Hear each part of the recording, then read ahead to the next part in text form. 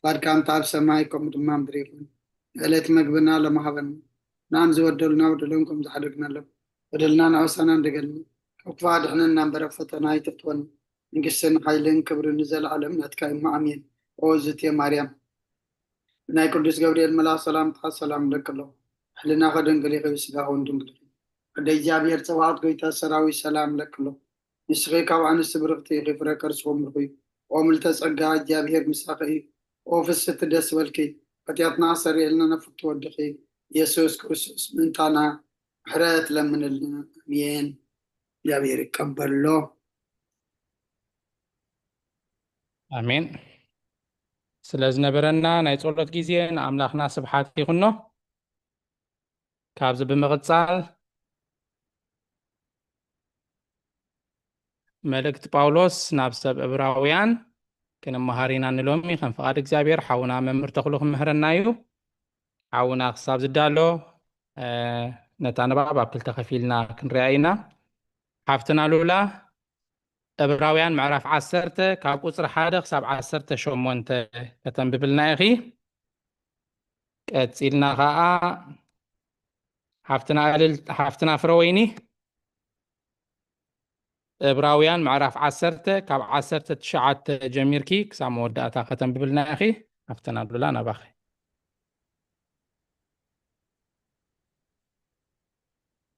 نعرف عبراويان معرف 10 كاب حدا نعرف هكي تلالوت اتي زمت سناي نجر كله ملكع اتي قم نجر زي كونس باتي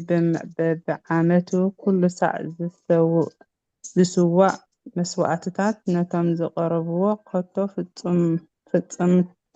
ፍጽምነት ዝገብሮም ኣይከኣልን እዩ ግናኸ ኣብ ዓመት እዩ ብኡ መዘከርታ ሓጢአት ዝኸውን ከምዚ እንተ ዘይኮነስ እቶም መስዋዕቲ ዘቕርቡ ሓንሳእ ካብ ዝነጽሁ ኣብ ሕልንኦም እውን ደጊሞም ሓጢአት ካብ ዘይህልዎም ኣብ ምስዋዕ ዶ ኣይመዓረፉን ነይሮም ማለት ድማ ኣብዑርን ደብለታትን ሓጢአት ክርሕቁ ኣይከኣሎምን እዩ። ስለዚ ናብ ዓለም ክኣቱ ከሎ ይብሉ ስጋ ኣዳለኹልካ እምበር መስዋዕቲ ሕረድ መስዋዕቲ ብልዒ ኣየዳለኹን ብዝሓረር መስዋዕትን በቲ ስለ ሓጢአት ዝስዋዕ ባህ ኣይበለካን። ሽዑ ከዓ ኣነ እንሆ ኣብቲ መጽሓፍ ብዛዕባይ ጽሑፍ እዩ ኦ ኣምላኽ ፍቓድካ ክገብር ኢለ እመጽእ ኣለኹ በልኩ። ኣብ ላዕሊ ከምቲ ሕጊ ገይሩ ክቕርብዎ መስዋዕቲ ሕሩድ መስዋዕቲ ብልዕን ዝሓረር መስዋዕትን ስለ ሓጢአት ዝስዋዕን ኣየድልዮካን ብኡ እውን ባህ ኣይብለካን ኢለ ድሕሪኡ ከዓ እንሆ ፍቓድካ ክገብር ኢለ እመጽእ ኣለኹ በለ። ምእንቲ ነቲ ድሕረይ ክጸንዕ ኢለ ነቲ ቅድመይ ሰዓሮ በዚ ፍቓድ እዚ በቲ ሓንሳእ ንሓዋርን ዝኣክል እተሰውአ መስዋዕቲ ስጋ ኢየሱስ ክርስቶስ ተቐዲስና ኣሎና።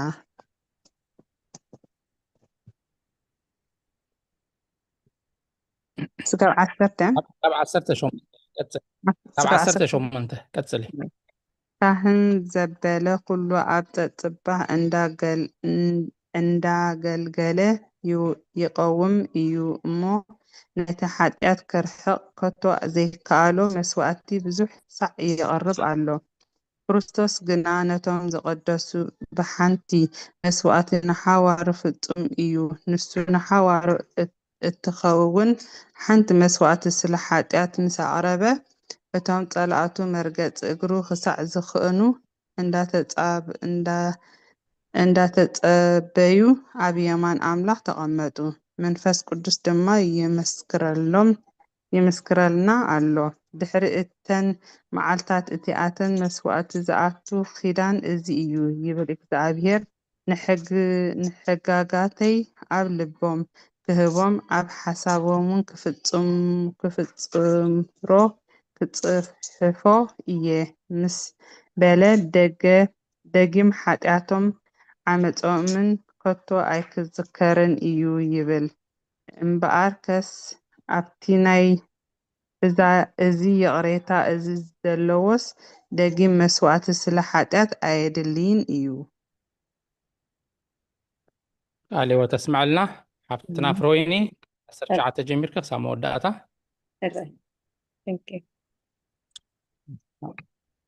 ስለዚ ኣሕዋተይ በቲ መጋረጃ ማለት ብስግኡ ዝቐደሰና ሓድሽን ህያውን መገዲ ብደም የሱስ ናብ መቕደስ ንምእታው ትብዓት ካብ ዝህልወና ኣብ ቤት ኣምላኽና እውን ዓብይ ካህን ካብ ዝህልወናስ ንልብና ካብ ክፋእ ሕልና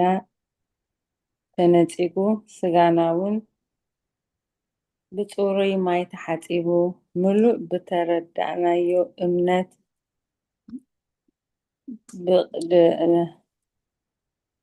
ብቕኑዕ ልቢ ንቕረብ። እቲ ተስፋ ዝሃበና እሙን እዩ እሞ ነቲ እምንቶ ተስፋና ብዘይ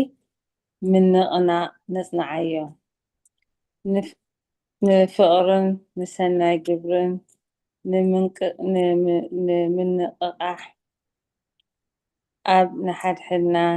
ነስተብህር።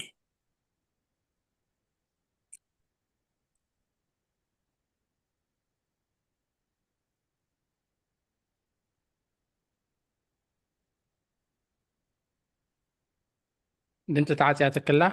ነዲያቆን ኣበየ ነይረ ሶሪ ኣብ ኣፍታ ስክሪን ደላ ነስተብል እዚ ኦኬ ንሓድሕድና ነስተብል ታንክ ዩ እዚ ከህተታ መዓልቲ እቲኣ ትቐርብ ከም ዘላ ኣፀቢቅኩም ትርእዩ ኣለኹም እሞ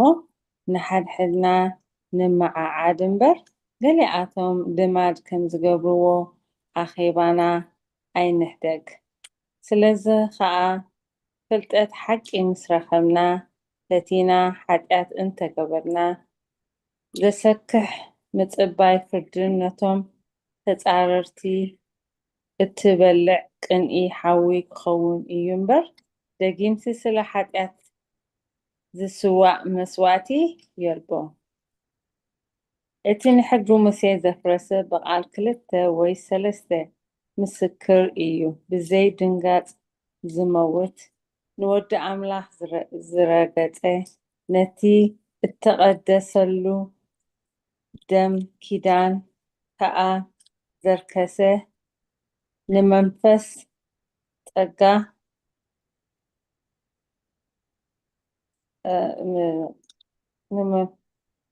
ናይ መጨረሻ ኦኬ ቴንክ ዩ ጋውን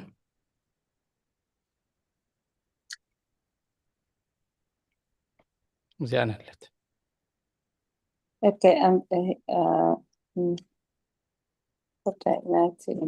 ኦኬ ንሕናስ ነቲ ምፍዳይ ሕነና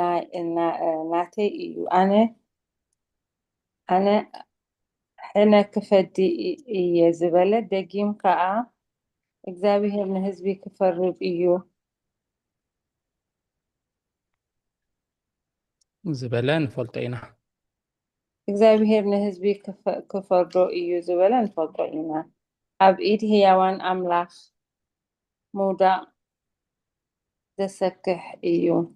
ነተን ብዙሕ ገደልን ስቃይን ተዓጊስኩም ብርሃን ዝተቐበልኩምለን ቀዳሞት መዓልትታት ዘክርወን። ብሓደ ወገን ብፀርፍን ብፀበባን መላገፂ ኾንኩም፣ ብሓደ ወገን ድማ ምስቶም ከምዚ ዝመሰለ ዝበፅሖም ሰባት ተማቐልቲ ኾንኩም ዝሓይሽ ዝነብርን ገንዘብ ኣብ ሰማይ ከም ዘለኩም ፈሊጥኩም ምስቶም እሱራት እንተኾነ መከራ ፀገብኩም ምግባት ገንዘብኩም ድማ እንተኾነ ብሓጎስ ተዓገስኩም እምበዓርሲ ነቲ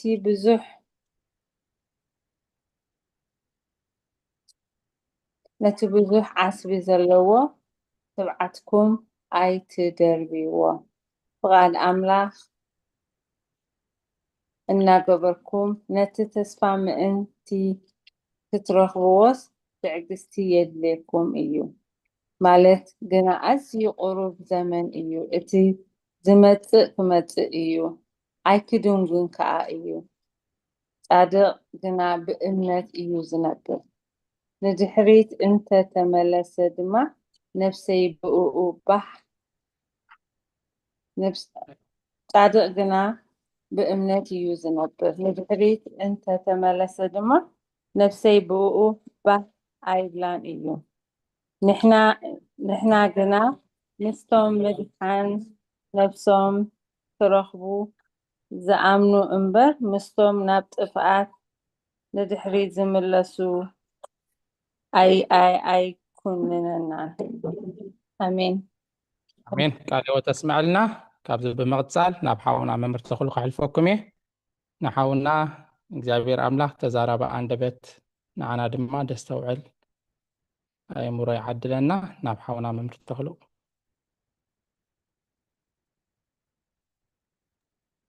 رأيكم يلي ديكم هاي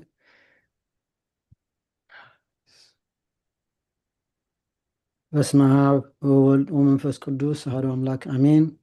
أبوتاتي كهنات كاب حاتياتي فتحوني تخافلتنا يزقوا بأيخا بصلوتكم ذكروني لما عملتي إن بأركم فقارز قابهير إبراويان معرف أسرت كنرئينا تي مأتوي هواري قدوس باولوس انتا إزبلنا كهنات كروستوس كاب كهنات لباوين نلعلو مخانو الرقاقت هواري قدوس باولوس بيت كروستوس أب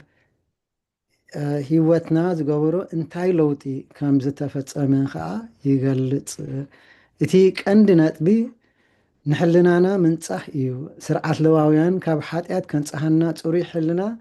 كفترلنان أي كألن ويكا أي كألن إيو كهنت مسوات خرستوس جنا كاب حاتيات من صح تروي حلنا أب مفتار تعويتو إيو أب فتسامي دحنت زي بتصحق لواويان إذا خا كاب فقدي حادة خساب 4 زول إمالتي حج خنام ببا تاني هنا أينا انتاي زبلنا سرعة مسوات لواويان نتهم بؤو أبيلوم أملاح زقربو فتسم كقبرهم أيك إلن إيو مخنياتو خا إزيو تلالو دا أمبر مثلتي حق إبراهان ويكا أغويتانان مدحانان إيوسوس كريستوس أيكونان إتمسوات مالتي كالاي دما بعرن أتقالن نحاتيات كرحقو أيكالن ويكا أيكالن إيو مسواتي إتز عابي أبكند إتز نعاسي تراي إيو زقبا إذا مالت كا مسكات خريستوس إتز عابي خابانان العالم مالتي نعانا خسوا ألنا خلو كنت حنا يخيلي مسواتنا حرود ناي بعرن ناي دبالاتاتن تحتينا سلازخونو انسسا سلازخونو نعانا خنصفونا أيكالون إيوم انت زي كوينو سلامنتاي إيولا هذا عينت مسواتي بقد سالي بب عمتو زقرب سلازي خا أب عمت زقرب زنبر مخنياتو كان صحنا سلازي كاله غزياو طرح سلازخونه مالتي قدسنا بمسواتي كريستوس اتقندي ناي بحقي قدسنا خنرخبلو نخيل كا بمسواتي كريستوس طرح كم زخونه يزغلصلنا لولو اتي مفتحي انتايو سغا مسلبسه خمز بلا مزمور 4 كاب فقده 6 خصاب 8 انتاي بلنا نمسواتن مبان باهغو يبلكان إذا قويتانان مدحينان إيوسو كريستوس يزارب دلون إزقابير أب أعزاني كفت كالي مسوأت محرارن مسوأت حاتياتن أيتدلن إخا شعو أنيخو متاكو أبتي تقولون متحف سلي تتصحفو ألو إذا خا تتنبيت زنبرن قويتانان مدحينان إيوسو كريستوس مالتيو أملاخي فقاد كان مقبار باهغا ألوني حق خاون أوشت قلبي إيو بلكو مسوأتي أي ትደሊን ኢኻ ዝብሎ ደሎ መስዋዕቲ ናይ ሕሩድ ድደሊ እንተደኣ ትትኸውን ነይሩሲ በቲ ናይ ድበላታትን ናይ ዝራብዕን ዝካየድ ዝነበረ ብኡ ሕጉስ ምኾነ ማለት እዩ። ንሱ ግን ብቑዕ ስለ ዘይኮነ ንዕኡ እውን ኣይደልዮን እዩ ማለት እዩ። ንመስዋዕቲ ንክኸውን ንስጋ ያዳለኻ። እዚ ከዓ ትንቢት ዝነበረ ወደታ ሰበይቲ መፂኡ ከድሕነና ምዃኑ ነቲ ሽኾና ተመንካ ሽኾኑ ክረግፅ ንስኻ ርእሱ ክረግፅ ከም ምዃኑ ዝገለፀልና ሲ ነቲ ትንቢት እዩ ዝፍፅሞ ደሎ ፍቃድካ ክፍፅም እየ። እዚ ከዓ ትእዛዝ ጎይታናን መድሓኒናን ኢየሱስ ክርስቶስ የርእየና ማለት እዩ። ምክንያቱ ኩሉ ንሱ ዝገበሮ ንሕና ክንገብር ኢና ንፅዕን ማለት እዩ። ወይ ከዓ ከምቲ ሓዋርያ ጳውሎስ ዝበሎ ከምቲ ኣነ ንክርስቶስ ዝመሰልክዎ ንስኻትኩም ከኣነ ኣይምሰሉ ዝበለ እሱ ትሕትና ወይ ከዓ ተኣዛዝነት የርኢ ማለት እዩ። እዚ ፍቃድ ኣምላኽ እዩ። ቅድስናና ምንፃሕና ከዓ ብመስዋዕቲ ደም ክርስቶስ ጥራሕ እዩ ዝኸውን። ድሓር ከዓ እንሆ ፍቃድካ ክገብር ኢለ እመፅእ ኣለኹ በለ። ምእንቲ ነቲ ዳሕራይ ከፅንዕ ኢሉ ቀዳማይ ሰዓሮ። ምክንያቱ እቲ ቀዳማይ እንተደኣ ዝጠቅም ኮይኑ ነይሩ እቲ ካልኣይ እውን ኣይምመፀን ማለት እዩ። ብሉይ ኪዳን ስርዓት ለዋውያን ውፅኢታዊ ከምዘይኮነ ይምስክር ነበረ። ወይ ከዓ ባዕሉ እቲ መፅሓፍ ቅዱስ እውን ኣብ ብሉይ ኪዳን መስኪሩ እዩ እዚ ብቑዕ ከም ደይኮነ። ጎይታና ኢየሱስ ክርስቶስ ኣርኣያ ንኣምላኽ ተኣዛዝነት እዩ። ምክንያቱ ኣርኣያና ንዓና እዩ። ትእዛዝ ከመይ ጌርካ ከም ትእዘዝሲ ሙሉእ ብሙሉእ ተኣዛዝነት ከም ዘለዎ ማለት እዩ። ተኣዛዝነት ካብ መስዋዕቲ ይበልፅ እዩ ከዓ ብዝክነንብቦ ፀናሕና ይገልፀልና እዩ ማለት እዩ። ጎይታናን መድሓኒናን ኢየሱስ ክርስቶስ ፍቃድ ኣምላኽ መስዋዕቲ ሞት ንቅድስናና ዘጠቃልል እዩ ነይሩ። ክርስቶስ እቲ ፍፁም ሊቀ ካህናት ምዃኑ ዝገልፅ ከዓ ካብ 11 ክሳብ 14 ኣሎ ማለት እዩ። ካህን ዘበለ ኩሉ ኣብ ፀፅባሕ እናኣገልገለ ይቀውም እዩ እሞ ነቲ ሓጢኣት ከርሕቆ ከቶ ዘይከኣሎ መስዋዕቲ ብዙሕ ሳዕ የቕርቦ ኣሎ። ክርስቶስ ግና ነቶም ዝቅደሱ ብሓንቲ መስዋዕቲ ንሓዋሩ ፈፀሞም እሞ ንሱ ንሓዋሩ ትኸውን ሓንቲ መስዋዕቲ ስለ ሓጢኣት ምስ ኣቕረበ እቶም ፀላእቱ መርገፅ እግሩ ክሳብ ዝኾኑ እናተፀበየ ኣብ የማን ኣምላኽ ተቐመጠ ይብለና። እዚ ከዓ እታ ቁፅሪ 1 ወይ ከዓ ፍቅዲ 1 ተመልክት ኣብ ናይ ዕብራውያን 10 ማለት እዩ ብዛዕባ መስእቲ ትገልፅ መስዋዕቲ ትገልፅ። እቲ ቁፅሪ 11 ከዓ ስፔሊን ተጋጊያላ ንካህናት ይገልፅ ማለት እዩ። መስዋዕትን ንካህናትን ትገልፅ። እቶም ካህናት መዓልቲ መዓልቲ ደው ኢሎም ሓጢኣት ከርሕቕ ዘይክእል ሓደ ዓይነት መስዋዕቲ የቕርቡ ነበሩ። ነዚ መስዋዕቲ ይገልፀልና ማለት እዩ። መስዋዕቲ ክርስቶስ ግና ንኩሉ እኹል ጥራይ ዘይኮነስ ምክንያት እቲ መስዋዕቲ ሞት ኢየሱስ ኣብ የማን ኣምላኽ ኮፍ በለ ኢሉ። እዚ ከዓ ክንሪኦ ኢና ንምንታይ እዩ ኣብ የማን ኮፍ ኢሉ ወይ ኣብ የማኑ ተቐመጠ ይብል፣ ንምንታይ ከዓ ኮፍ ኢሉ ኣሎ ይብል። እቶም ፀላእቱ መርገፅ እግሩ ክሳብ ዝኾኑ እናተፀበየ ኣብ የማን ኣምላኽ ተቐመጠ። ኮፍ ምባል ማለት ምስ ደው ምባል ክነፃፀር ከሎ ናይ መዓልቲ ዕዮም መወዳእታ ስለ ዝኾነ ዕዮ ክርስቶስ ተፈፂሙ እዩ። ምክንያቱ ሓንሳእ ንሓዋሩን ስለ ዝሞተልና ስሩሑ ወዲ እዩ ክሳዕ ካልኣይ ምፅኣት ማለት እዩ። እዚ ኣብ የማና ብኡ ምቕማጥካ እንታይ ምዃኑ ንርኢና። የማናይ ኢድ ወይ ከዓ ሸነኽ ወይ ቦታ ክበሃል ከሎ ናይ ክብሪ ምልክት እዩ። ኣብ የማን ክበሃል ከሎ ናይ ክብሪ ምልክት ማለት እዩ። ክርስቶስ ፀላእቲ ንእግሩ መርገፅ ክሳብ ዝኾኑ ይፅበ ኣሎ። ምክንያቱ እቲ ነገር ወዲእዎ ስለ ዝኾነ በቃ ኮፍ ኢሉ እዩ ዝፅበ ደሎ ማለት እዩ። ስካዕቲ ካልኣይ ምፅኣት መዝሙር 110 ፍቅዲ 1 ከዓ እንታይ ይብለና? ብዛዕባ ፀጋን ፍርድን ክዝምር ኦ እግዚኣብሔር ምስጋና ክዝምረልካ እየ ይብል። 12-14 ይድገም ይደሎ ግን ክርስቶስ ግና ነቶም ዝቅደሱ ብሓንቲ መስዋዕቲ ንሓዋሩ ፈፀሞም እሞ ንሱ ንሓዋሩ እትኸውን ሓንቲ መስዋዕቲ ስለ ሓጢኣት ምስ ኣቅረበ እቶም ፀላእቱ መርገፅ እግሩ ክሳብ ዝኾኑ እናተፀበየ ኣብ የማን ኣምላኽ ተቐመጠ። ብምክንያት እቲ ድሮ ኣብ የማን ኣቦኡ ተቐሚጡ ዝበሎ ቃል ዘሎ ተኣዘዝቲ ወይ ከዓ እቶም ፀላእቲ ማለት እዩ ከም ዝመፅእ የጠራጥር ወይ ከዓ ተኣዛዝትነት ፀላኢ ኣብ ትሕቲ እግሩ ከም ዝኸውን ሲ ዘጠራጥር የለን ማለት እዩ። ፍፅምናን ቅድስናን ኣብ ሂወትና ብቐፃሊ እዩ ዝካየድ። ቅድስና ቀፃሊ መስርዕ ስለ ዝኾነ ናይ ቅዱስ ኣምላኽ ምእታው ኩሉ ሳዕ ክፉት እዩ ወይ ከዓ ንሕናሲ ኣፍ ደገ ኩሉ ሳዕ ተኸፊትልና ኢና። ግን ብኸመይ ዓይነት ኢና ክንኣቱ ንኽእል? كمي عينت سبات مسكونا إنا ناو كنأتو بقعت زقبرنا بحدش كيدان زركب قدسنا جزي إخاء تي ناو خقربنا زخيل مالتي هارا قدس باولوس منفس قدس مسكر بزعت باتي في السمنان قدسنان مسوات خريستوس كم زمسكرلنا كنفلت إيدالينا قالو انتاي ناو زأتونا دلوسي انتاي وقع نام الله زقربنا دلو تمسواتي زتقبرنا نعناس كنفلتو يقبعنا إيمالتي نتي أب إرميا 31 كاب 31 كساب 34 تصحيف دلو زركب تنبيت أب موت كريستوسن أب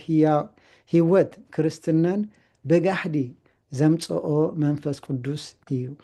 مبزحتو جزي زم جوش حدش كيدان يلن ويك أكالا كيدان يلن كبلو خلو اندحر إرميا 31 تغيسكا دحريو عيزارو بخاني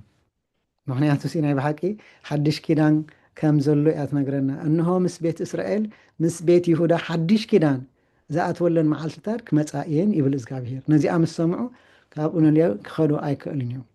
سلازي اب هيوت كريستنان بغحدي زمصو منفس قدوس ايو مالتي حاتياتنا ابسانان تحاديقلنا انت خوينو دقيم مسواتي ايرلينا ايو مو نحنا كالاي مسواتي يلن نحنا بنسحات راحينا ناب دومون سبقون انداوسدنا بنسحا اندانبرنا مبر كال مسواتي ويكا كالاي مسواتي نصبيو ነገር ይብልናል ማለት እዩ ነቲ ምስ አምላኽና ዘለና ርክብ ንኽንጥቅመሉ ዘዳሉ ጻዊዒት ስለዚ አሕዋቴ በቲ መጋረጃ ማለት ብስግኡ ዝቀደሰልና ሓድሽ ህያውን መገዲ ብደም ኢየሱስ ክርስቶስ ናብ መቅደስ ንምእታው تبعات كاب زهلونا زي يقبعنا مالتي ويكا زي تفقيلنا سلازي هواري قدس باولوس انتا يدبلنا لولو نتيب زعبا تسبتلتنت كريستوس زقلت سنمولت كوتاوي حقي نمنفساو معدؤو مسرت غيرو نزي يتكملو ألو أحواتي كبلهم كله ويكا أحواتي إلو خصوعهم كله قال فقرن مقررابني زري كلتا أقد داستي حقتات الله أبزي أبلغ بيت أملاخ عبي لك أخانات لنا وسخاء قويتنان من حينان إيسوس كريستوس نحنا خاء بيتو إينا أبلغ علينا إيمالتي أبيتنا خنبر نحنا قن كنكفتلو لنا لبنا إبراهيم 3:6 تعيد لنا كريستوس قنا كمولود أبلغ لبيتو تبعتنان تنكحتي تسفانان كسا مودعتا أتصنعنا أنت رأى حيزناس بيتو نحنا إينا انت رأى نحنا نتي تأزازو انت رأى حيزنيا مالتي بيتنا كريستوس كنكونينا مالتي ناب قدس تقدسان نمئتاو تبعت علنا شعو بيتو انت رأى خوينا of course نسو مسانا الله مالتي بدم إيسوس كريستوس كأ كنا أتينا مالتي إذا خاء بتي زقدسو حدثن هياون منقدي كنكيدي حقزنا مالتي قويتانان مدحينان إيسوس كريستوس اتي كأكدمينا زخيدن منشي هيوتنان إيو حدث كبهال كله ناب أملاك حدث مأتو منقدي تواهبنا إمالتي هياو كأ بتي هياو كريستوس نتون بؤو زملالو سدما هيوت يهبهم تمسواتو هياويو نسوهن هياوي تخلو زقبرو هياوي الكريستوس كأ هياوي كريستوس أملاكنا مدحينان هيوتنا إيو إذا خاب قبر حوالات تشعة خلطة تطويس الله the way Christ is both access to God and our path of life يبلنا ኢየሱስ ክርስቶስ በቲ መጀመርታ አቢሉ መገዲ ከፈተ እቲ መጋረጃ ወይ እቲ መገዲ ንስግኡ የመልክት እቲ ስጋ ነቲ መገዲ ንምኽፋት እተወግአን ዝሞተን ሰብአውነትና እዩ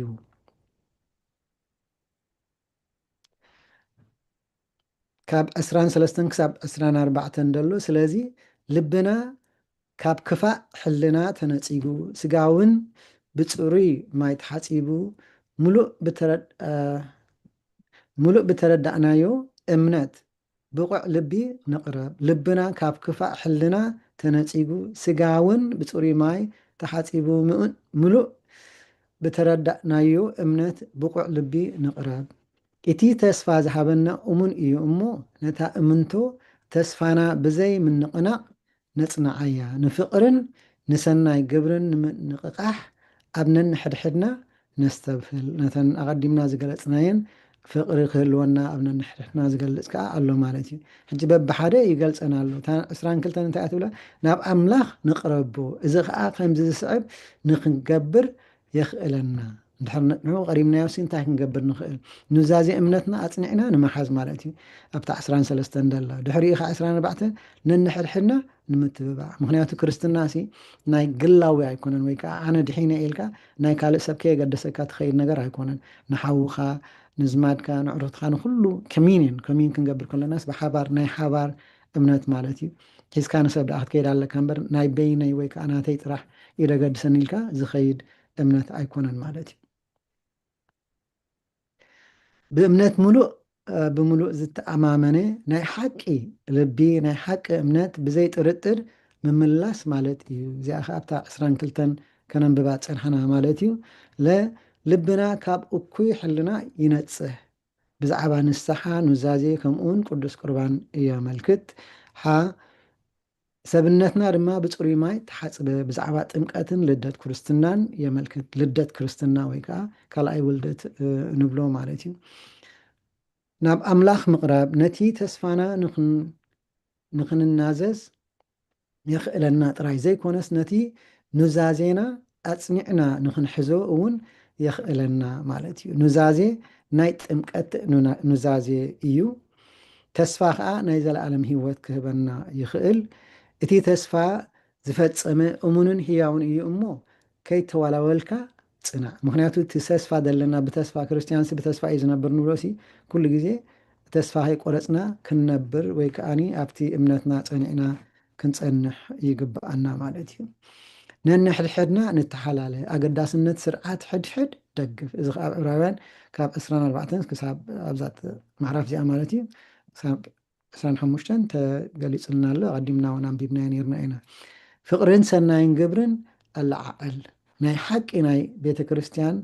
ሃዋሁ ወይ ከዓ ምትብባዕ ኣገልግሎት ምፍጣርን ማለት እዩ።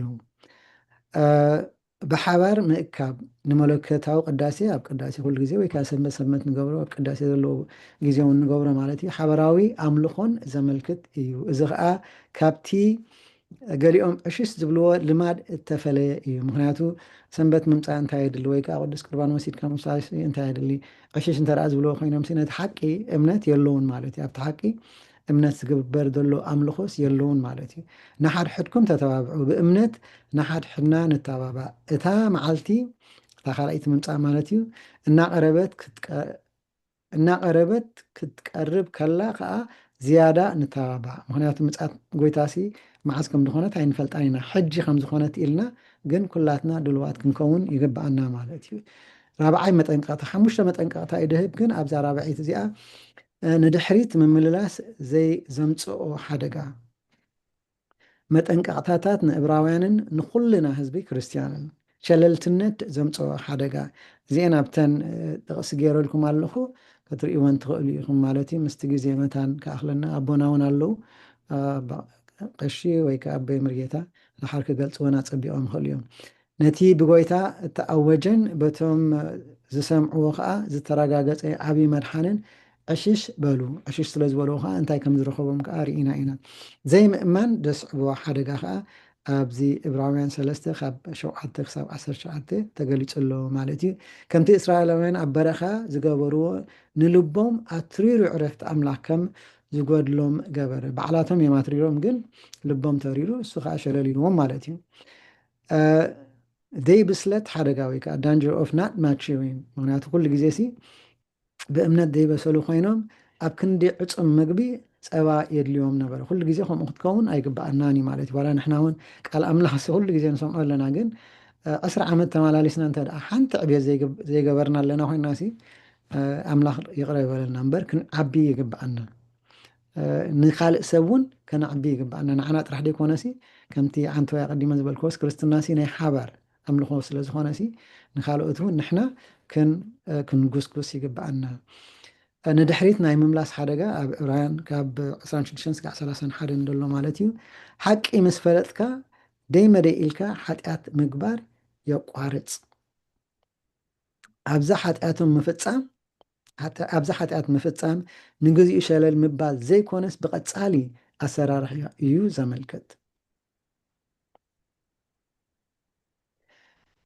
ኣብቲ ራብዓይ ኢና ንቕፅል ዘለና ብኣንቃዶ ምስትንታን ኣብዚ ከዓ ብህልቅ 15 ካብ 27 ክሳብ 31 ኣሎ። ሓደ ሰብ ንክርስቶስ ከም መገዲ ድሕነት እንተጸኒዕዎ እንተነጺግዎ ካልእ መገዲ የልቦን።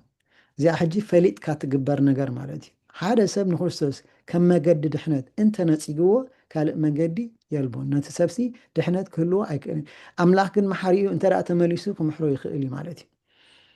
ክሕደት ከምዚ ዝስዕብ እዩ። ንወዲ ኣምላኽ ኣብ ትሕቲ እግሩ ይረግፆ ወይ ከዓ ሸለል ብሎ ማለት እዩ። ክረግፆ ዝኽእል የለን ግን ብእምነቱ ከምኡ ክብል ይኽእል ማለት እዩ። ብደም ክርስቶስ ኪዳን ከም ልሙድ ነገር ምቁፃር እዩ። ወይ ከዓ ስእልካ ሓንቲ ወይ ክንብሎ ፀናሕና ዕሽሽ ትብሎ ወይ ከዓ ሸለል ዝብሎ ማለት እዩ። መንፈስ ቅዱስ ዝፃረፍ እዚ ከዓ ኣብ መፅሓፍ ቅዱስ ተፃሒፍና ኣሎ ማለት እዩ። ፍቅዲ 28 ዘዳግም 17:2 ቁፅሪ 28 እውን 17 ካብ 2-6 የመልክት ማለት እዩ። ከምኡውን ኣብ ዘዳግም 32 ካብ ፍቅዲ 56 ክሳብ 36 ኣሎ። እዚ ንዕኡ ነቲ ክንብሎ ፅናሕና ዝሕብር ማለት እዩ። ክሕደት ከምዚ ዝስዕብ እዩ ዝብል ማለት እዩ። ፅንዓት ንምርካብ ዝቐርብ ፃዊዒት ኣብ ፈተናታት ምፅማም ሃዋርያ ቅዱስ ጳውሎስ ነቲ ናይ ዝሓለፈ ፅንዓቶም ኣዘኻኺርዎም ሕጂ ከዓ እዚ ሕጂ ዘሎ መስጎግቲ ኣብቲ ናይ ቀደም ፈተናታት ዘይተዓወተሉ ቦታ ምእንቲ ከይዕወት እሙናት ክኾኑ ተማሕፀኖም። እዚ ከዓ ቅድም ተፈቲንኩም ኢኹም ብኡ ሓሊፍኩም ኢኹም ሕጂ እውን ከይተዓወተልኩም ዝነበረ ሕጂ ከይዕወተልኩም መታን ከምቲ ናይ ቀደም ፅንዓትኩም ከምኡ ፀኒዕኩም ክትነብሩ ይላበዎም ኣሎ ማለት እዩ። ምስ በረሃኩም ምስ ተገለፀልኩም ማለት እዩ። ብፀጋ ጥምቀት ምስ ተገለፀልኩም ነቲ ኣብ ሰማይ ዘሎ ተስፍኦም ከዓ የፅንዑ። ሓንሳ እንድሕር ተገሊፅልካ ትብርካን እንተዳ ርኢኻዮ ናብ ፀልማት ንክትምለስ ብጣዕሚ ከቢድ እዩ። ግን ካብዚ ከምዚ የድሕነና ድወድቁ የለውን ማለት ኣይኮነን። 37 ማለት ይብል ገና ኣብ ኣዝዩ ቅሩብ ዘመን እዩ። እቲ ዝመፅእ ክመፅእ እዩ ኣይክድንጉን ከዓ እዩ። ጻድቕ ግና ብእምነት እዩ ዝነብር። ድሕሪት እንተተመለሰ ድማ ነፍሰይ ብኡ ባህ ኣይብላን እዩ። ሃዋርያ ቅዱስ ጳውሎስ ኣብ መጻኢ ብትዕግስቲ ክዕገሱ የተባብዖም እዩ። ቁፅሪ 37-36 ካብ ዕንባቆሙን ከምኡ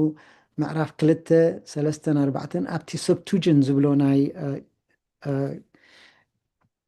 መግለፂ ናይ ሓድሽ ኪዳን ዝነበረ ምክንያቱ ካልእ ቨርዥን እንተ ደኣ ኮይኑ ምናልባት ፍልይ ድበለ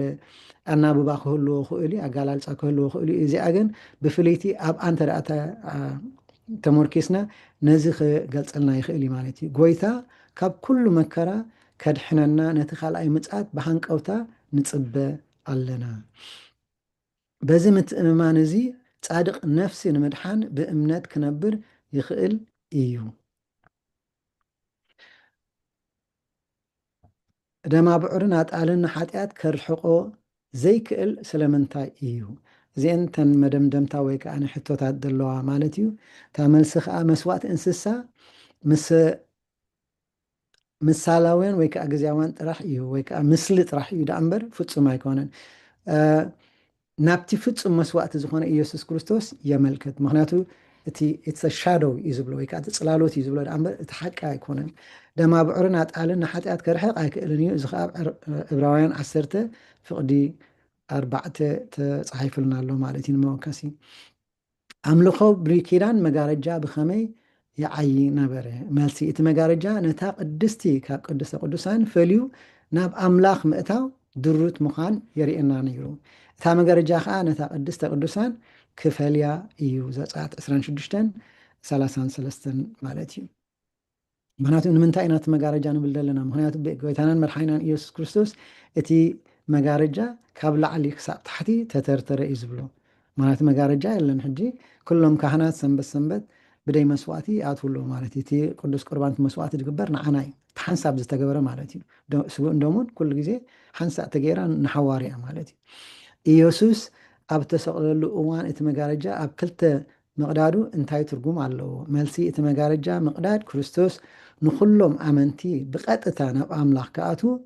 ከፊትሎም ማለት እዩ እዚ ከዓ ሽዑ እቲ መጋረጃ እታ ቤተ መቅደስ ካብ ላዕሊ ክሳብ ታሕቲ ኣብ ክልተ ተተርተረ ይብል ኣብ ማሪቆስ 15:38 እውን ተገሊጹ ኣሎ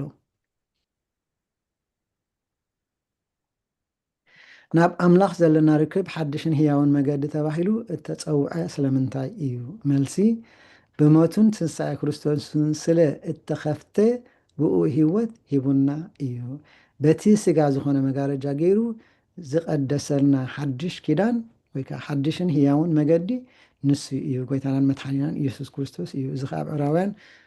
10:20 ተጻሒፍልና ኣሎ ጽንዓት ኣዝዩ ኣገዳሲ ዝኾነ ስለምንታይ እዩ መልሲ ጽንዓት ናይ ሓቂ እምነት ተርኢ መብጻዕታት ኣምላኽ ከም እትቕበል ድማ ትመርሕ ፍቃድ ኣምላኽ ምስ ገበርኩም ተስፋ ምእንቲ ክትቀበሉ ትዕግስቲ የድልየኩም እዩ ብለና ከዓ እዚኣ ኣብ ፍቅዲ 36 ኣብዚ ምዕራፍ እዚ ክንሪኦ ዝፀናሕና ትገልፀልና ማለት እዩ ክብርን ምስጋናን እግዚኣብሔር ኣምላኽና ይኹን መልእኽቲ ቅድስቲ ቤተክርስትያን ፀኒልኩም ስለ ዝሰማዕኩም ኣብ እትግብሮ ጸሎት እግዚኣብሔር ፀኒሉ ይስማዕኩም ስብሃት ለእግዚኣብሔር ልዑል ወለወላዲቱ ድንግል ወለመስቀሉ ክቡር ኣሜን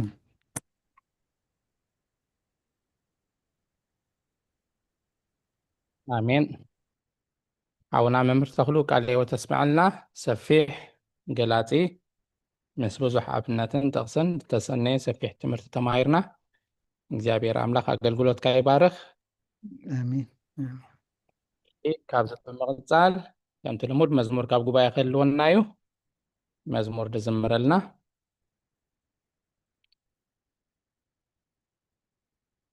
እንድሒርኩም ደኣተኹም ኣቡና ዲያቆን ግርማይ ዲያቆን ሳሙኤል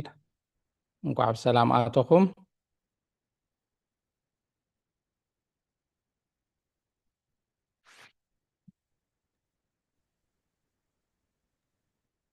ድሕር ዘየለ ሰብ ኣነ ክዝምር ዲያቆን እሺ ካልእ ድምፂ ሰማዕኩን ኢደ ሓፍ ደበለውን የለን ናባኺ ሓፍትና ሉላ ኣጋሽ ሰማዕ ቦል መንፈስ ቅዱስ እልል በሉ ብሓድነት ዘምሩ መዝሙር ከዘምረ እልል በሉ ብሓድነት ዘምሩ አመስግኑ ለኽብሩ ዘምርሉ ከም እግዚአብሔር ማንም የለን በሉ እልል በሉ በሓድነት ዘምሩ አመስግኑ ለኽብሩ ዘምርሉ ከም እግዚአብሔር ማንም የለን በሉ ኣብ ኃጢአት ባርነት ክንነብር ከለና ካብ ቤቱ ሪሒቕና ትእዛዙ ጥሒስና ጸላቱ ኸለና ንዘይጨከነልና ውዕለቱ ግሩም እዩ ነመስግን ኩላትና ውዕለቱ ግሩም እዩ ነመስግን ኩላትና እልል በሉ በሓድነት ዘምሩ አመስግኑ ለኽብሩ ዘምርሉ ከም እግዚአብሔር ማንም የለን በሉ ንሱ ትሕት ኢሉ ንዓና ኣኽበረና ንስግኡን ደሙን ክንበልዕ ሃበና ሕያዋይ ካሳዩ ዝሰኣኖ የለን ንመድሃኒ ዓለም ምስጋና ይኽኖ ንመድሃኒ ዓለም ምስጋና ይኽኖ እልል በሉ በሓድነት ዘምሩ አመስግኑ ለኽብሩ ዘምርሉ ከም እግዚአብሔር ማንም የለን በሉ ሕይወቱ ዘሕለፈ ከም ኣምላኽ ምን ኣሎ عم مسكل وحيلو عم مسكل وحيلو كله زكالو سرحو بزحيو عكيو من قدو نسانا ونكينو ካብ ሰማይ ወሪዱ ምሳና እውን ኮይኑ ካብ ሰማይ ወሪዱ እልል በሉ ብሓድነት ዘምሩ አመስግኑ ለክብሩ ዘምርሉ ከም እግዚአብሔር ማንም የለን በሉ ስርሑ ዘደንቕ እዩ ከምቲ ዘፍቅረና ካብ ዘይውዳእ ፍቅሩ በረኸት ሂቡና ኣይውዳእን እዩ ናይ ኣምላኽና ውዕለት ውዳሴ ነቕርብ ንዘምር ብሕብረት ውዳሴ ነቕርብ ንዘምር ብሕብረት እልል በሉ ብሓድነት ዘምሩ አመስግኑ ንክብሩ ዘምርሉ ከም እግዚአብሔር ማንም የለን በሉ። ስለ መዝሙር እግዚአብሔር ክብር ምስጋናን ይኹኖ። አሜን። ዝማሬ መላእክት የስምዐልና። ዕልል በሉ ብሓድነት ዘምሩ አመስግኑ ንክብሩ ዘምሩ ንክብሩ ዘምሩሉ ከም እግዚአብሔር ማንም የለን በሉ እናበለት ክዝምረልና ፀኒሓ እታ ትሕዝቶ ናይዚ መዝሙር ከምዚ ክንሰምዓ ፀናሕና ዕልል ክንብል ብሓድነት ብሰላም ብፍቅሪ ብሕብረት ክንዝምር ከነመስግኖ ስለ ክብሩ ክንዝምር ከም እግዚአብሔር ማንም የለን ኢልና ንዕኡ ክብሪ ክንህብ እያ እታ መዝሙር። ንምንታይ እንድሕር ኢልና ከዓ ኣብቲ ትሕዝቶ ከምዚ ክንሰምዖ ፀናሕና ተበጃውነት ክርስቶስ ንዓና ንምድሓን ዝገበሮ መስዋዕትን ትሕትናን ሞትን ንዓና ዝሃበና ፀጋን ህያብን ሂወትን ብዙሕ ትሕዝቶ ዘለዋ ኣዝያ መሃሪት መዝሙር እያ። ካብ መፅሓፍ ቅዱስ ጥቕሲ ብምጥቃስ ነዛ መዝሙር ከነስተንትና መድረክ ናብ ጉባኤ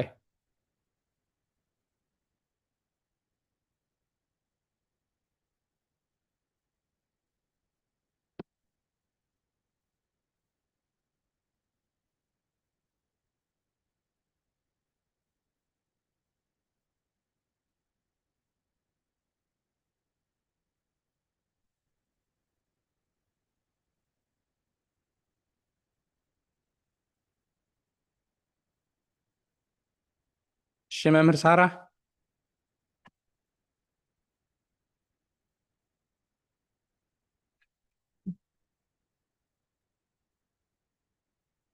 መምህር ሳራ ኢድካ ሓፍ ኣቢልክ ክልኽ መስለኒ ደድሕሪኣ ከዓ ኣስዕብ ኣቢልኪ ሓፍትና ኣልልታ ከተስተንትኒ ኢኺ መጀመርታ መምህር ሳራ ኦኬ መዝሙረ ዳዊት 98 ካብ 7 ክሳብ 8 እሺ ንምድሪ ክፈርድ ይመጽእ ንሱ ንዓለም ብጽድቂ ንህዛቦም ብቀነና ክፈርድ እሞ ወሃይዞ ኣእዳዎም የጣቕዑ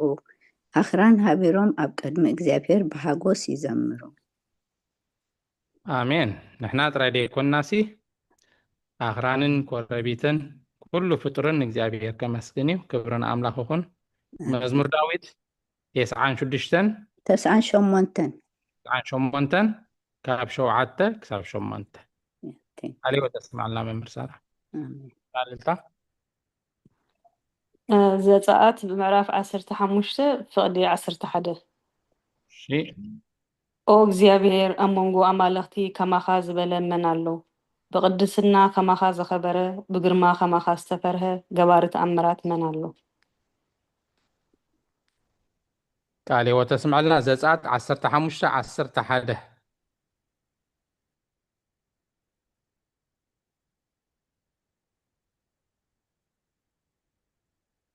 شي كالوت شحبتنا فرويني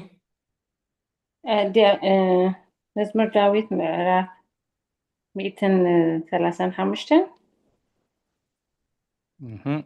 ኣብ ፍቕዲ 3 እግዚአብሔር ሰናይ እዩ እሞ ኣመስግንዎ ግሩም እዩ እሞ ንስሙ ምስጋና ዘምርሉ።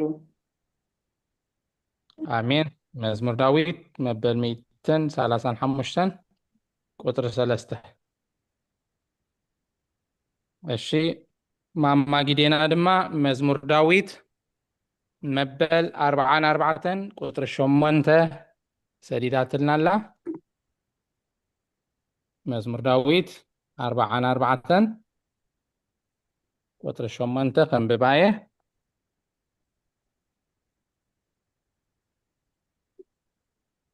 ኩሉ መዓልቲ ብስምካ ንሕበን ስምካ እውን ንዘለዓለም ነመስግን ሳያመስለኒ 44 ቁጥሪ 8 ማማ ጊዴና ስለቲ ናይ ኩሉ ግዜ ብማዓዶ ኣብ ስራሕ ኮንኪ ብቴክስ እትሳተፊዮ እግዚአብሔር አምላክ ፀጉ የብዛሓልኪ ቴንኪዩ አሜን አሜን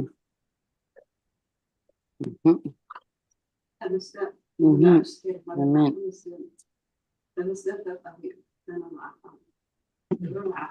አሜን ኦት ተዳለና ተሃሊና አሜን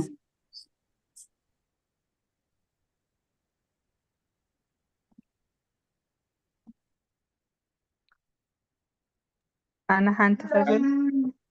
يحفنا لله ኢሳያስ 12:4 በታ መዓልቲ እቲኣ ድማ ክትብሉ ኢኹም ንእግዚአብሔር ኣመስግኑ ንስሙ ፀውዑ ግብሪ ኣብ ኣሕዛብ ኣፍልጡ ስሙ ልዑል ከም ዝኾነ ንገሩ አሜን ኢሳያስ 12 ድያ 12:4 እሺ 12:4 ካልኦት ተስማዕልና ኦኬ ተዳለና እንተ ሃሊና ካልኦት ዲያቆን እሺ ዲያቆን ሳሚ መልእክቲ ያዕቆብ ምዕራፍ 5:13 ኣብ ማእከልኩም ሓሳረ መከራ ፀግብ እንተሎ ይጸልይ ሕጉስ ዶ ኣሎ ይዘምር ስለቲ ዝተገብረልና ምዝማር ዘምሩ ዝብል አሜን ካልኦት ተስማዕልና ሓውና ዲያቆን ሳሙኤል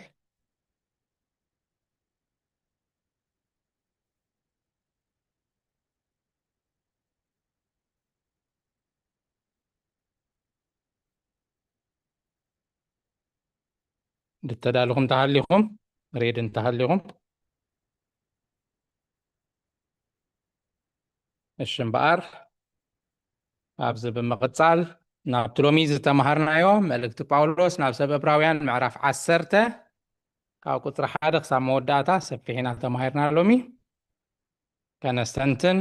እንታይ ተረዲእና እንታይ ተማሂርና እንታይ ኣስተንቲና እንታይ ፍሉይ ነገር ኣስተውዒልና ከነስተንትን ሓሳብና ምስ ጉባኤ ከነካፍል ንሓድሕና ክንበላላሕ ክንመሃሃር ተተጋጊና ከዓ ክንእረም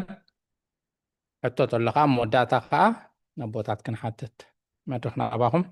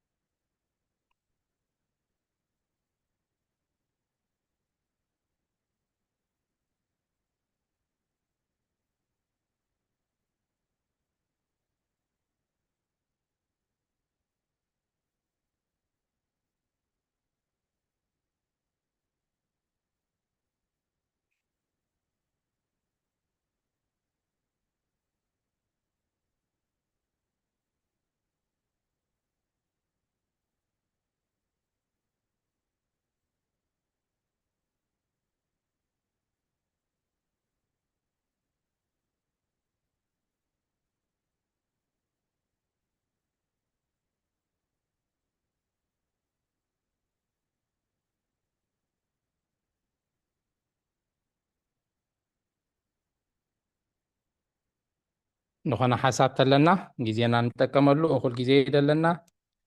37 ደቂቃ ኣለና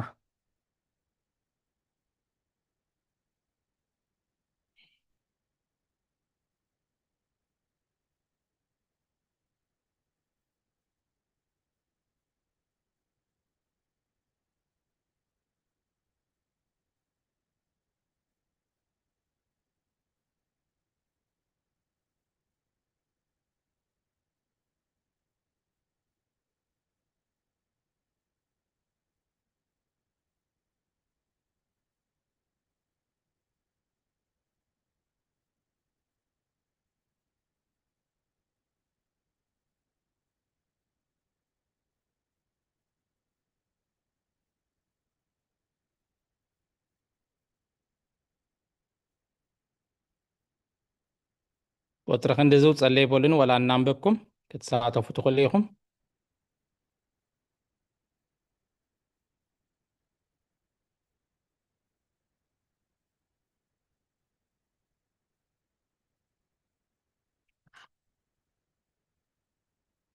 እሞነ ክሓትት ኣብ ቁጥሪ 5 ዕብራውያን 10 ቁጥሪ 5 ስቕስቕ ስለ ዝበልኩም እየ። ስለዚ ናብ ዓለም ክኣቱ ከሎ ይብል ስጋ ኣዳሉ ካለይ እምበር መስዋዕቲ ሕሩድን መስዋዕቲ ብልዕን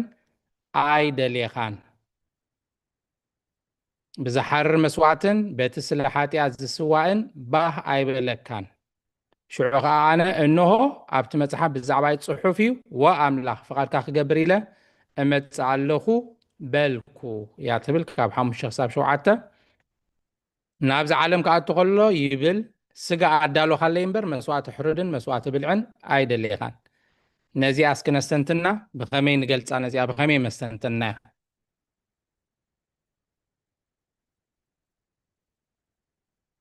እሺ መድረኽ ናባኹም ካልእ ዝሓሰብኩሞ እንተሃሊ ካብ ቁጥሪ 1 ክሳብ ፍጻሜ ዩኣር ዌልካም ስቕስቕ ስለ ዝበልና ግን እስኪ እዛ ቁጥሪ 5 ብኸመይ ተረዲእና እያ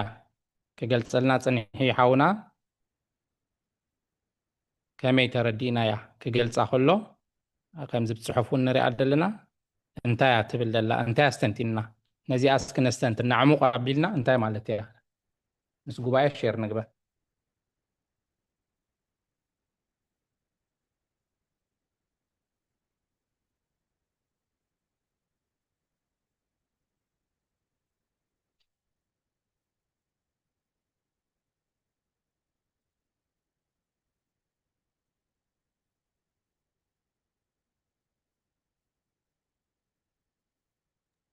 ዲያቆን ሓረይ እሺ ሓንቲ ኣነት ደስተንተን ክዋሲ ኣብ ምዕራፍ 22 እያ ቁጥሪ 22 እሺ ልብና ካብ ክፉእ ሕልና ተነፂጉ ስጋና እውን ብፅሩይ ማይ ተሓፂቡ ሙሉእ ብተረዳእናያ እምነት ብቕኑዕ ልቢ ንቕረብ እቲ ተስፋ ዝሃበና እሙን እዩ እሞ ነታ እምንቶ ተስፋና ብዘይ ምንቕናቕ ነፅንዓያ። ኣሜን። ነዚኣ ኣስተንቲና ኣምላኽናሲ ፅሩይ ልቢ ክህበና ኣብ ብዙሕ ግዜ ከምኡ ብል እዩ ካብ ኣፍ ዝወፅእ እምበር ናብ ኣፍ ዝኣቱ ኣይጎድእን ይብል ኩል ግዜ እቲ ኣምላኽ ዝፈልጦ ንሰብ ኢልና ዘይኮነስ ኣምላኽና ዝርኢ ኣምላኽ እዩ ልብን ኩላሊትን እውን ዝምርምር እዩ ብዙሕ ነገር ይምስለልና እዩ ኣብ ቅድሚኡ ጨጉሩ ርእስና ከይተረፈ ፍቑድ እዩ ስለዚ ኩሉ ዝርኢ ኣምላኽ ስለዝኾነስ ልብና እንጢህና ክንቀርቦ ኣብ ብዙሕ መፅሓፍቲ ኣብዚ ወንጌል ይምህረና እዩ ብተደጋገመ ብዙሕ ንረኽቦ ኢና እሞ እዚኣ ኣስተንቲነ ኣምላኽ ይርዳእና። ኣሜን። ሓፍትና ፍሮይኒ ቴንኪዩ ቃልዮ ተስማዕልና ዕብራውያን 10 ካብ 22 ክሳብ 23 እያ ተስተንትነልና ፅኒሓ ብፍላይ ድማ ነታ ንፅህና ልቢ እትምልከት። እሺ ካልኦት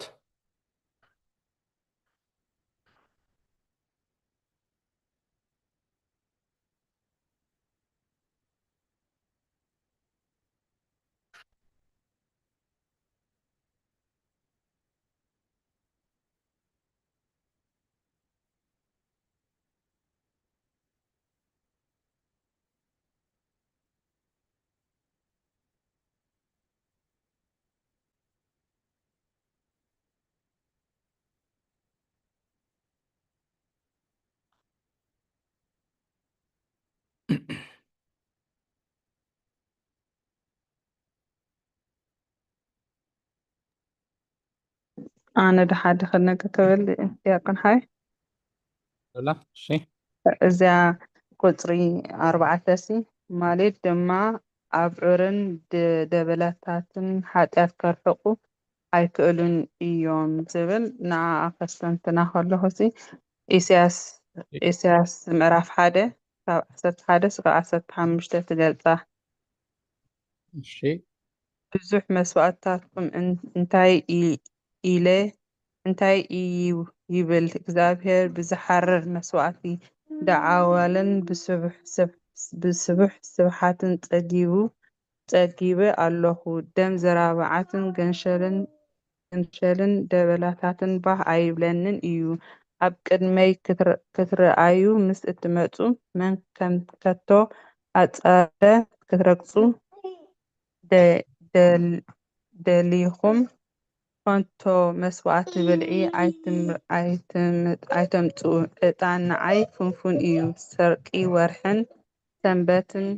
ኣኼባ ማሕበር ንኣበሳ ምስ ኣኼባ ብልዒ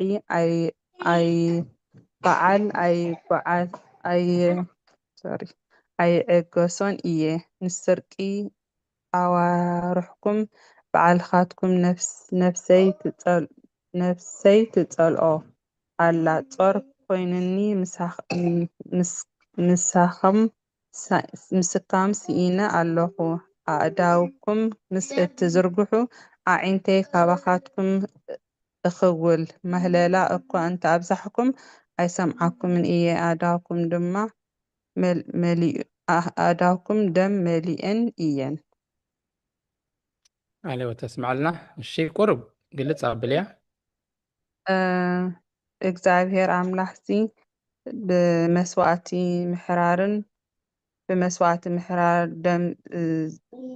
ኣይሕጐስን እዩ። እግዚአብሔርሲ ንዓና ቁኑዕ ልቢ እዩ ዝደሊ። ብዘምጽኣኻዮ መስዋዕቲ ዕጣን ብመዓልቲ ሰንበት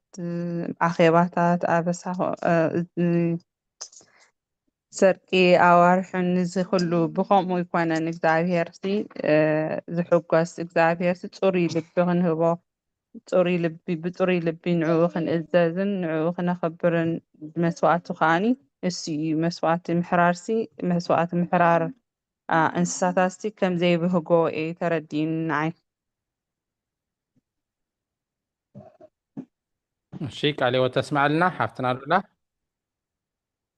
ቁጥሪ 4 ኣስተንቲና ምስኣ ትኸይድ ጠቕሲላ ከዓ ካብ ኢሳይያስ ምዕራፍ 1:11-15 ጠቒስናተልና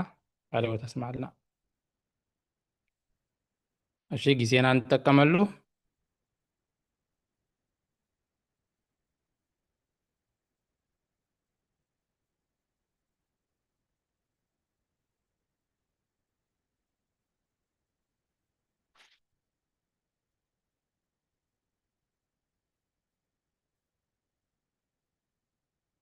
እሺ ሓፍትና እልልታ ኣብታ ቨርስ 5 ሓሳበይ ከብደልን እሽተይ ዌልካም። ስጋ ኣዳለኻሉ እምበር መስዋዕቲ ሕሩድን መስዋዕቲ ብልዕን ኣይደለኻን ትብል ዘላስ ምስቲ ናይ ቅድም ኣብ ኦሪት ዝገብርዎ ዝነበሩ መስዋዕቲ ዝሓርር መስዋዕቲ ናይ እኽሊ መስዋዕቲ ይኹን ዝተፈላለዩ መስዋዕቲ ዝገብርዎ ዝነበሩ ብኡ ፍጹም ዝኾነ ዕድገት ሓጢኣት ስለ ዘይተረኽበ ክርስቶስ ጎይታና መድሓኒና ኢየሱስ ክርስቶስ ፍጹም ኣምላኽ ፍጹም ሰብ ኮይኑ ስጋ ለቢሱ ሓንሳእና ሓዋሩን ምእንቲ ሓጢኣትና ኣብ መስቀል ተሰቂሉ ባዕሉ መስዋዕቲ ኮይኑ መስዋዕቲ ዝቕበል ባዕሉ ኩሉ እንሳይ ኮይኑስ ንዓና ከም ዘድሓነና ከስተንትና ፀኒሐ ማለት እዩ። ስለዚ ስጋ ዳለኻለ ይክልከሎስ እቲ ፍጹም ኣምላኽ ፍጹም ሰብ ኮይኑ ፍጹም ሰብ ኮይኑ ስለምሳና ክሳይ ዝነበረን ምእንታና ከዓ ስለዝተሰቕለሉ ካብ ስጋ ዳለኻለስ ምስ ኣኽስታ ገብራ ፀኒሕ መስገን ማለት እዩ። ቃልዮት ተስማዕልና። ቴንኪው ጽቡቕ ኣስተንትኖ።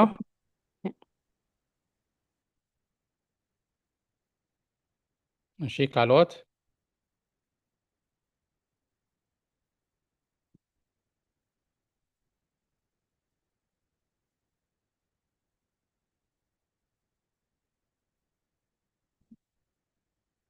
እሺ ካልኦት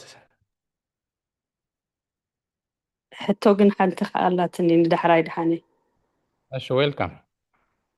ኣፍታ ተኣዛዝነት መስዋዕቲ እምበር ክስታይ ኣይደሊን እየ ምሽ ኢና ክንብል ፀኒሕና ኣመን تأزازنا تأمن الدأمبر مسواتي يدليني مسوات بالعن كسينا يدل حرودنا يدليني كنبلت أني نامش أبرومي كان مهار كلنا بعصر تخلتها أنسي معرف عصر تخلتها سبنتكم هياون قدوسن نأملاخ بحزب بالمسوات نجيركم كتقربوا بمحرة أملاخ لمنكم على الخوي بالمش إذا خاطنا منفسها وقلقلوتكم سابنتكم جن ملوء مسواتي إذا بحزب بالمسوات جيركم ما قربوا بالمص مزي أخا قرب تكسايك تحزا ساعة قبل ليلي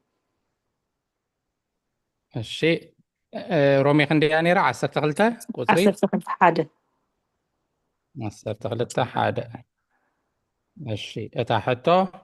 أبرومي نسبنتكم نصو مسواتي جيركم نعمل قربي يبل أبزخاء تأزازنا تنبر مسواتي أيدلني لمو زي أبخاميات تأساسيركم تبروه لنا آيات حتى مثلني ولا سل مسواتي حروج مسواتي ناي سلام مسواتي قال يزبها زنبرا بوريت نعو واي تكبروا تحدث قربتي كلير يا الشيء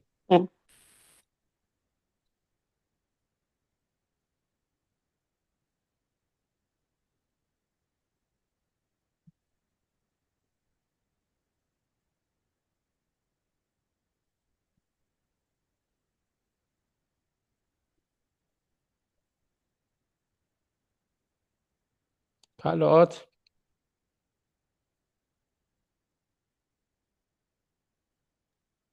يكون ودي إبراويان 10 دخل بابا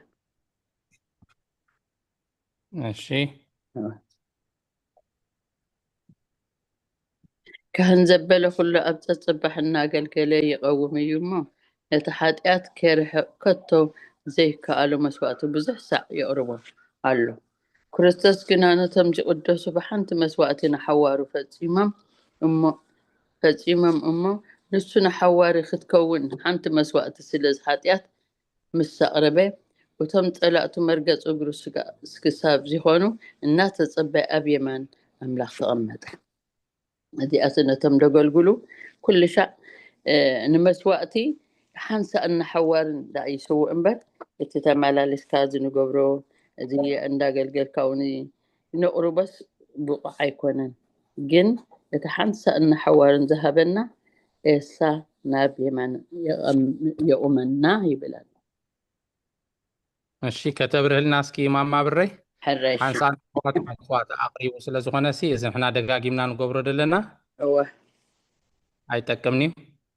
ጠቅም እምበር የጠቅም በሪ ሄደልያስ ይቅሬታ ብኾም ከይንርዳእ ምእንቲ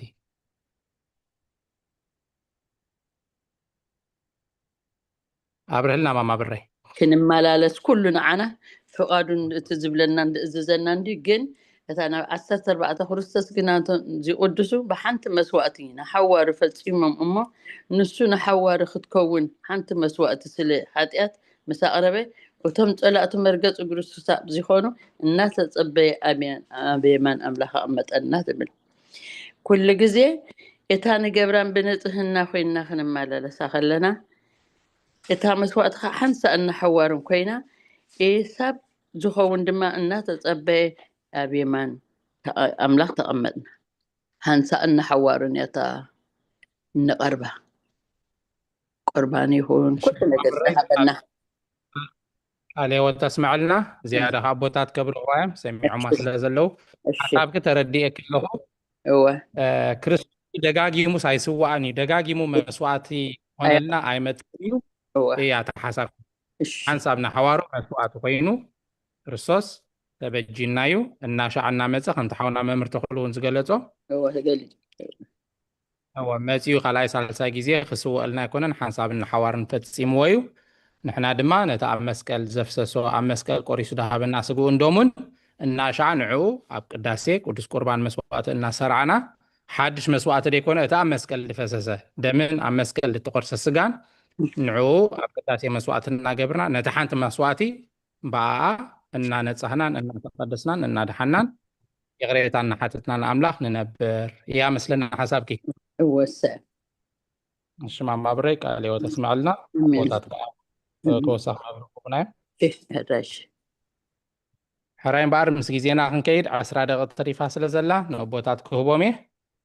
መጀመርታ ኣቤ መርጌታ ክመፁና እዮም ብድሕሪኡ ኣቤ መልኣከ ሰላም ትምህርትን ሓፈሻዊ ኣስተንትኖን መልስን ኩሉ ነገር ገይሮም ኣብ መወዳእታ ብፀሎት ክዓፅውልና እዮም ናብ ኣቦና ኣቤ መርጌታ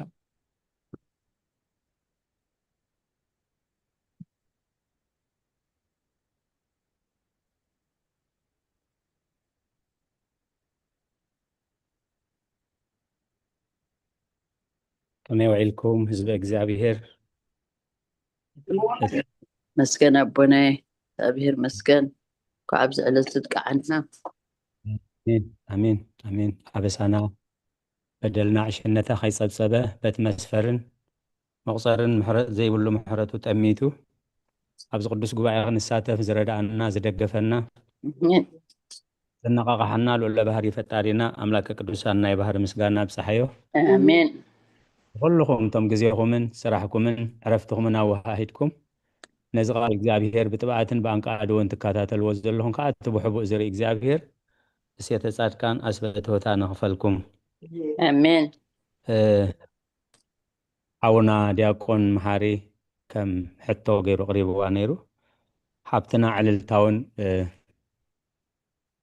نعا دقي ما استنتينات اللالا انتا يزبل أب إبراهيم معرف 10 قصر الشيخ أب زنايلومي أب رومي معرف 10 تخلتها انتا يتماساسل النتو مخنياتو أب زنايلومي زرعنايو انتا يزبل زلو مسواتي أيدلني أب تخاء هياون قدسون مسواتي غيركم لنفسهم ناب أملاخ أقربوا ويبل حجتي عندما الأختو انتايو سلقالاتو እግዚአብሔር ዝተመስገነ ይሁን እታ ስጋ አዳልወኻለይ ትብል ቃል ብዙሕ ግዜ ካብ ኣዴና ቅድስት ድንግል ማርያም ስጋ ኣይወሰደን ነፍሲ ኣይወሰደን በቃ ልክዕ ከምዚ ትቦ ብማይ ዝሓልፍ በኣ ገይሩ ሓሊፉ ካብኣ ግን ዋላ ሓንቲ ይወሰደን ዝብሉ ቤተክርስትያን ኣብ ካልኣይን ሳልሳይን ክፍለ ዘበን ብትምህርቲ መኺራ ምዒዳ ዝፈለየቶ ክሕደት ኣሎ ክሳብ ሕጂ እውን ኣሎ ብዙሓት ነዚ እምነት ዝኣምኑ ገሊኦም ከዓ ስጋ ወሲዱ ነፍሲ ኣይወሰደን ስጋ ወሲዱ ኣብ ክንዲ ነፍሲ ግን መለኮት የንቀሳቀሶ ነይሩ ዝብልዮም ገለ ከዓ ነፍሲ ወሲዱ ስጋ ኣይወሰደን ስለዚ ስጋ ኣዳልወኻለይ ክብል ከሎ ካብ ኣዴና ቅድስት ድንግል ማርያም ካብ ስጋኣ ስጋ ካብ ነፍሳ ነፍሲ ከም ዝወሰደ ማለት ተተሰጋውነት እግዚአብሔር ጎይታ ኢየሱስ ክርስቶስ ፍጹም ኣምላኽ ፍጹም ሰብ እዩ ክንብል ተኾይናሲ ነቲ ባህሪ ሰብ ከም ዘለዎ ከለብሶ ምስ መለኮቱ ከኸዋሃድ ኣለዎ ማለት ስለዚ ኣብ ነገረ ትስቢት ምስጢረ ስጋውየ እዮም ኢሎም ኣቦታትና ኣብቲ ኣብ ሙስተ ኣማደ ምስጢር እዚ ዘይፈልጥ ክርስቲያን ይኽብል ኣይክእልን ኢሎም ኣለዉ ኣብቲ ሙስተ ኣማደ ምስጢር ማለት እዩ ስለዚ እቲ ስጋ ኣዳልወኻለይ ክብል ከሎ ንፍጹም ተሰጋውነቱ እሱ ከዓ በዴና ቅድስት ድንግል ማርያም ዝወሰዶ እዩ ማለት እዩ ናብታ ቁፅሪ 6 እንታይ ኣትብል ተሓብተና ዕልልታ ዝሓተተታ ኣብ ሮሚ 12 ካብ ሓደ ጀሚሩ እምበኣርሰ ኣሕዋተየ ንስጋኹም ህያውን ቅዱስን ንኣምላኽ ባህ ዘብልን መስዋዕቲ ጌርኩም ከተቕርብዎ ብምሕረት ኣምላኽ ምዕደኩም ኣለኹ እዚ ማለት እቲ ናይ ኣእምሮ መንፈሳዊ ኣገልግሎትኩም እዩ ሰናይን ባህ ዘብልን ሙሉእ ፍቓድ ኣምላኽ እንታይ ምዃኑ ምእንቲ ክትምርምሩስ ብምሕዳስ ሓሳብኩም ተለወጡ እምበር ኣብዛ ዓለም እዚኣ ነዛ ዓለም እዚኣ ኣይትምሰልዋ እቲ መስዋዕቲ ንምሕረት እዩ ሰሪዕዎ ማለት ሙሉእ መዓልቲ እንዳ መስዋዕቲ እንዳቕረብካ እንድሕር ነቲ ካብቲ ምሕረት ኣምላኽ ወፃኢ ኮይኑ ግን እቲ ትርጉም ናይቲ መስዋዕቲ እግዚኣብሔርስ መስዋዕቲ ኣይደልን ኣብ ሮሜሲ ነቲ ንኸናፍርና ዝእመና መስዋዕቲ መዓልታዊ ነቕርበሉ ኢሉ ማለት ክብሪ ንስኽሪ ስሙ ይኹን ጎይታናን መድሓኒናን ኢየሱስ ክርስቶስ ደቀ መዛሙርትኻ ብሰንበት ዘይግባእ ገይሮም ምክንያቱ በትግራት ክሓልፉ ከለዉ ሸዊት ቀንጢቦም በሊዖም ኢሎም ምስ ንደቀ መዛሙርቱ ናኡ ምስ ከሰስዎም እንታይ ኢሉ ኣብ ማቴዎስ 12 ቁፅሪ 7 ምሕረት ፈቱ መስዋዕቲ ኣይኮነን እንታይ ምዃኑ እንተትፈልጡስ ኣብዞም በደል ዘይብሎም ኣይምፈረድኩም ነይርኩም ሕጂ እቲ ዕላማ ናይቲ መስዋዕቲ ንምሕረት እዩ መዓልታዊ መስዋዕቲ እንዳቕረብካ እንድሕር ናይ ምሕረት ሕሊና ከምቲ ቦኹም ሰማያዊ መሓሪ ዝኾነ መሓርቲ ሁኑ ኢሉ ማለት معلتاو ندا قدسنا معلتاو ندا قلقلنا منفس محرت اندحر زي اللي يقن اتعلما مسواتنا من تايو نمحرت نعانا نحاتا نمبدحاني مالي سلازي معلتاوي مسوات يقربو نيروم بفلايت نايبولي كدان بالتعمي خبيت كم يقروا محلفو نيروم نفس وكف زمت السب بقيع حزي مت نتبقيع وراريدوم زحررو نساتهم يوم تحادى مسكده تحادى مسواتي ملو معلت عرفت زبها لاي نبرو من اوش شونغن اتناي منفس محرت هاي نبره مخنياتو ويتان تايلو محارتي محرت كرهب يومي سلازي كان مسوات محرت تفوتو انتاي مخانو انت تفلت نيركم ابزوم بدل زي بلوم سبات اي مفردكم النير مخنياتو تحق بنصر يا قميت وزلو سب بقرات كحلف كله بشويت زلو قرات كحلف كله بمعيد كعصيد يبلون ابسانتو وين ابجبو خقمت يبلون بس ابعت قنتيبو سويت عمو كحلف جن ابحق مسيب وسو تسريع له مالو مالي سلازي اتي مسواتي ايدلني اغزابير مسواته ايقبلني ازي مسوات مسغانا زبل اب ابراويان كنرينا قطر معرف 13 مسوات مسغانا نعو مسوات مسغانا نقرب له اغزابير نفس وكف دقيق كبانا مسواتي يقبلي ات مسوات جن ام محرت تمسرته ام محرت املاخ تمسرته كخون አለው ام محرت املاخ እንደዘይ ኮይኑ ግን ات مسوات ترغم يبلون مخنياتو مسوات تسريع زلو ክርስቶስ መስቀል በጃና ዘሐለፈስ ንምሕረትና እዩ ማለት ስለዚህ መስቀል ክርስቶስ እንዳተቀበልና ነት ምሕረት አምላኽ እንደሕር ነጽግናዮ ነዝኻ አይዘጠንቅቕ ዘሎ እግዚአብሔር ሲ መስዋዕት አይኮነን ዝደል ምሕረት እዩ ዝደል እግዚአብሔር መስዋዕት ይኮነን ዝደል ምእዛዝ እዩ ዝደል ምክንያቱ ሳሙኤል ሳኦል ክብሎ ከለሲ እዝን ግበር እዝን አይትግበር ምስ በሎ መመሪ ጽሓብተን ታሽሙ እዝን እግዚአብሔር ኢላ አቅሪበዮ ምስ በሎ እግዚአብሔር ሲ ካብ መስዋዕት ምእዛዝ እዩ ዝፈቱ ስለዚህ መጀመሪያ እግዚአብሔር መስዋዕት ከተቀርበሉ ተኾንካስ ምእዛዚት መስዋዕት ቀዳማይ ይቀርብ ዘሎ ስለዚህ አብተን ከነነጻጽረን ምእንቲ መስዋዕትን ምሕረት አምላኽ ካብ ምሕረት አምላኽ ወፃእ ዝኾነ መስዋዕት ግን ኣብ ቅድመ አምላኽ ቅቡል ስለዚህ ይኮነ ቅድመ መስዋዕቲ ምሕረት ክቅድም ተገሊጻ ክትከውን ተስፋ ይገብር ስለቃላቱ እግዚአብሔር ዝተመስገነ ይሁን ስለዚህ ተዋህበን ዕድል ካብ በኽብሪ የመስግን ቃል ሕይወት ተስማዕልና እሺ ካብዚ ብምቕጻል ናብ ኣቦና ኣቤ መልአከ ሰላም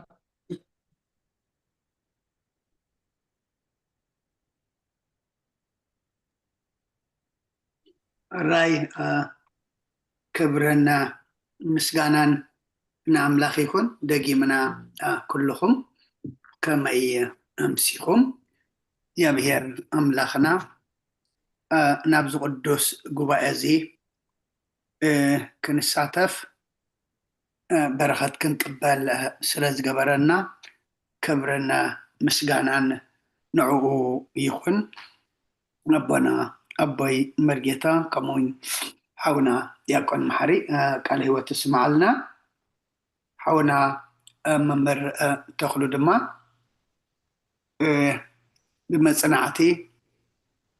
ብመወከሲ ዝተሰነየ ዕሙቕ ዝበለ ነዛ ምዕራፍ 10 ብግቡእ ከም ንርዳኣ ጌርካ ስለ ዘቕረብካልና ግዜኻ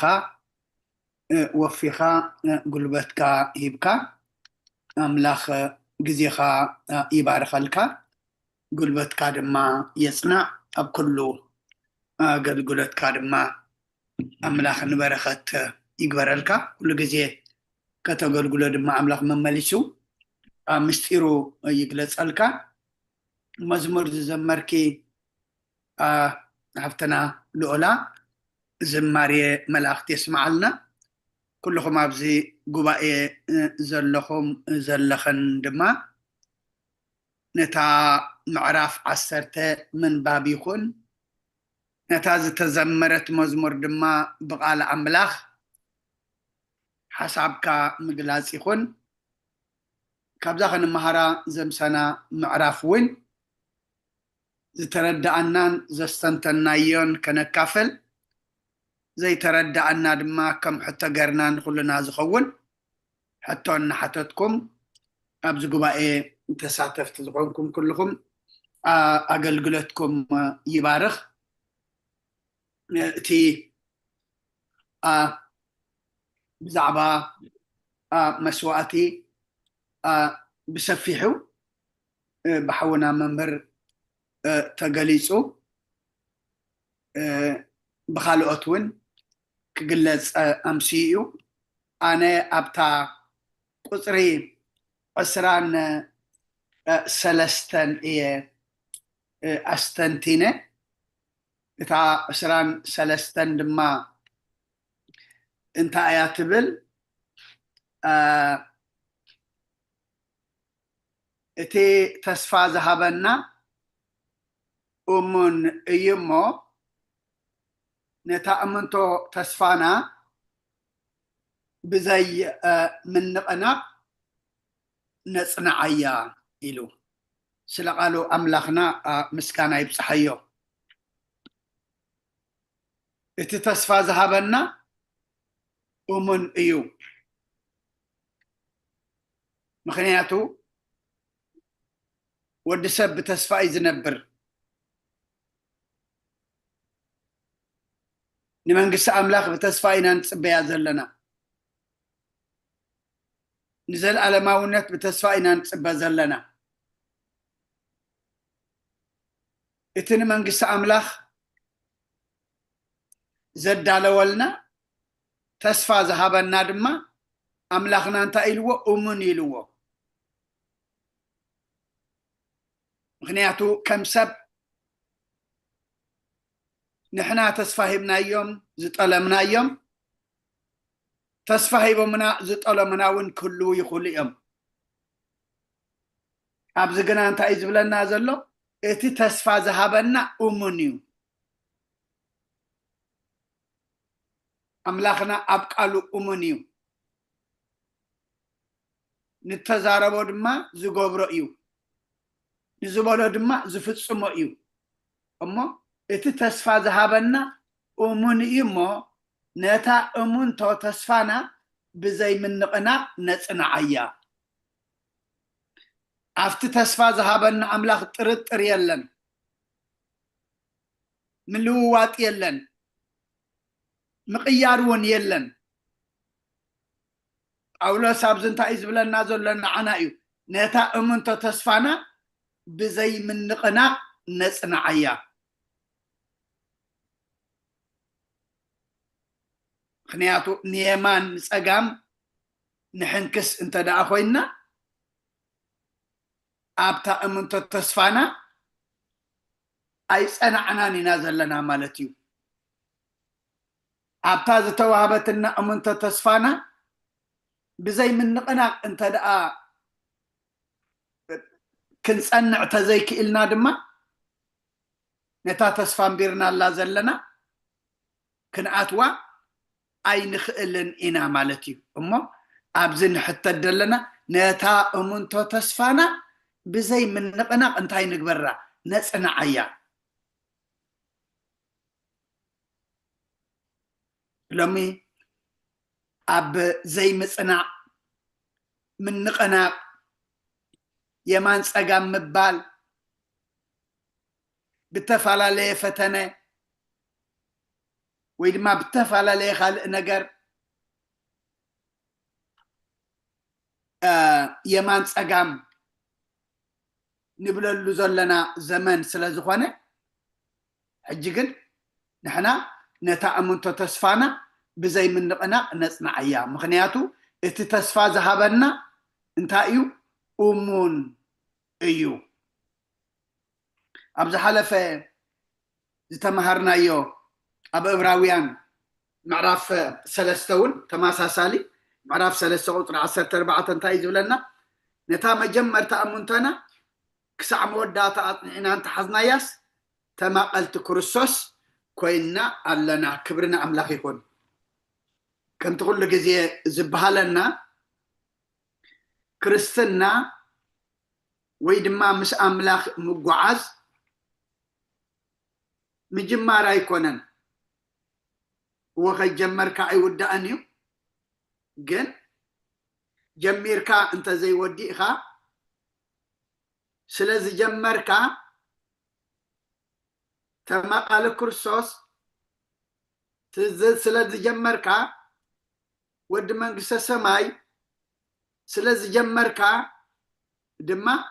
ابت مصحفي وات اسماتكا كصحفي وي دما كمزغبيو ايكونن تايدا ابتي زجمركايو كسع موداتا انتاي صنيعخا محز صنيعخا دما منبار ايو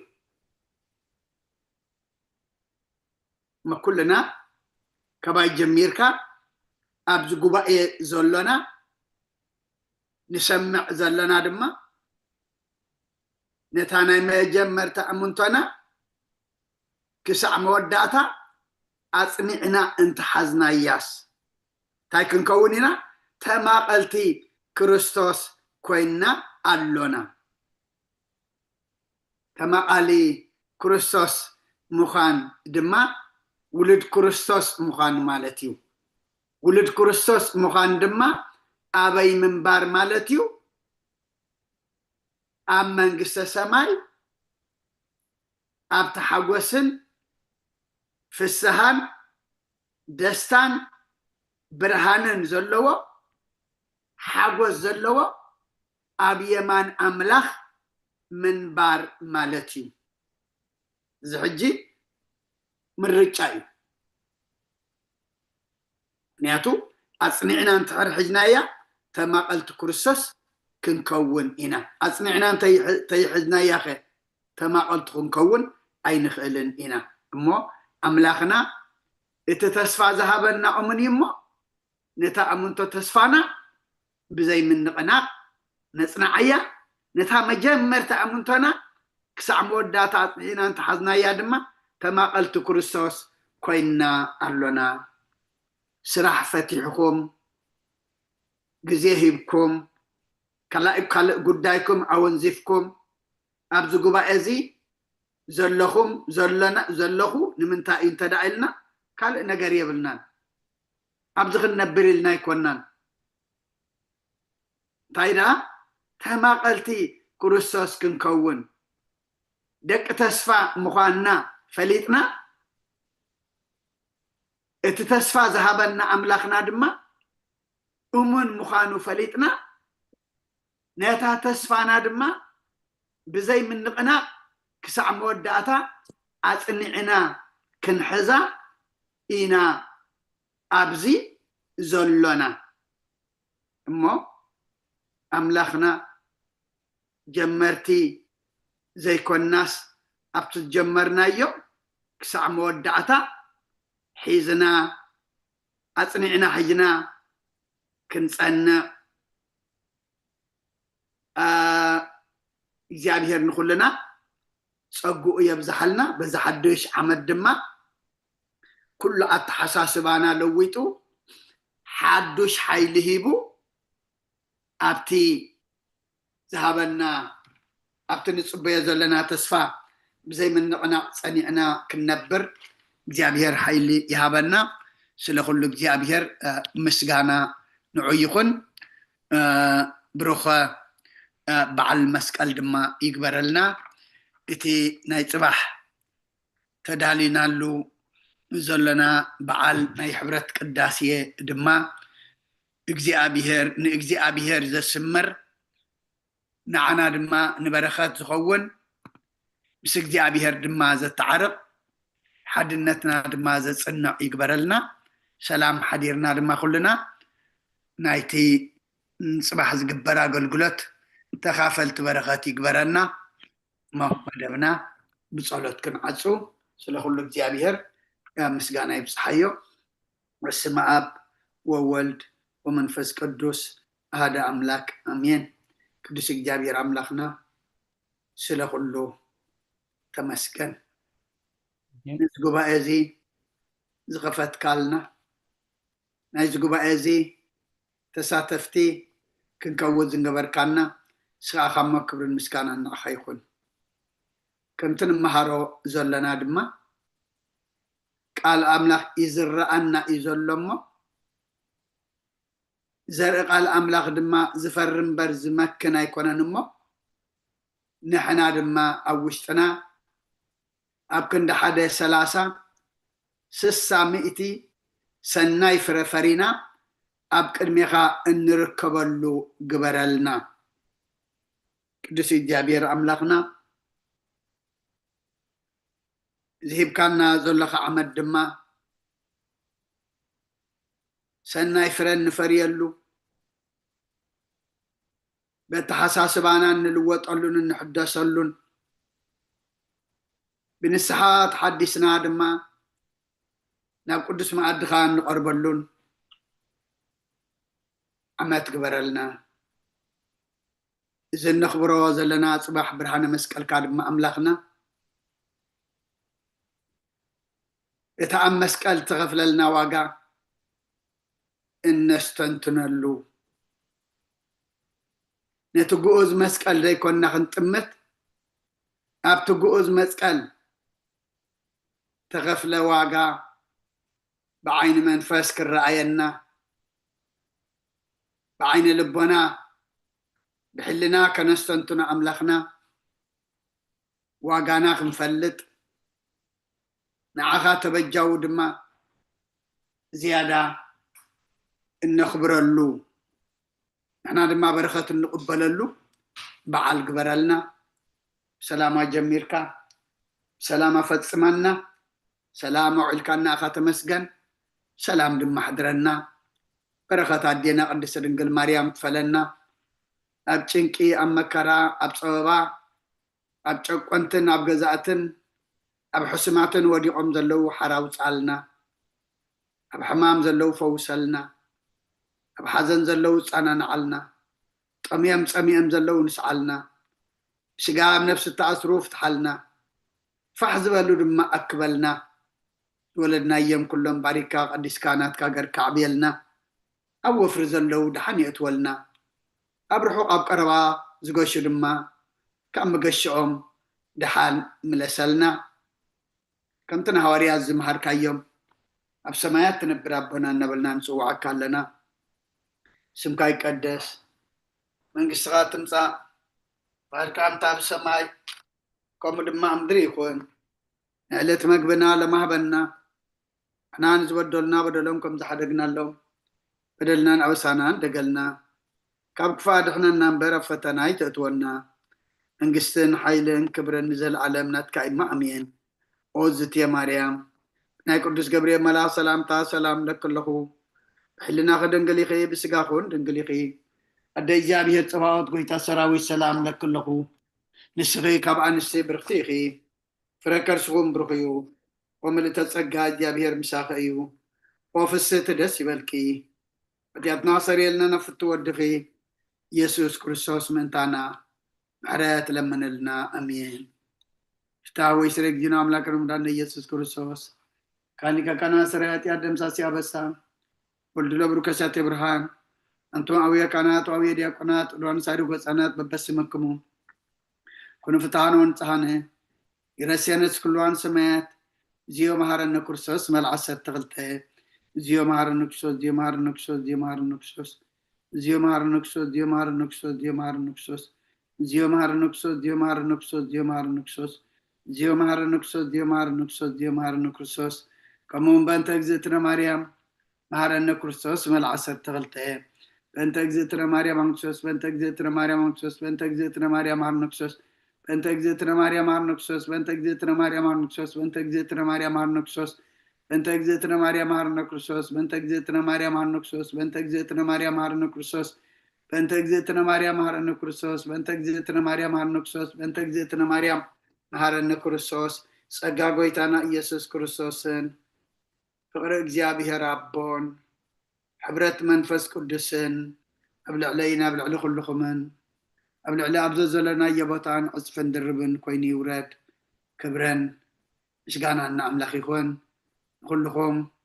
ዘመን ኣገልግሎትኩም ይባርኽ ብሩኽ ምሸት ብሩኽ ለይቲ ይግበረልና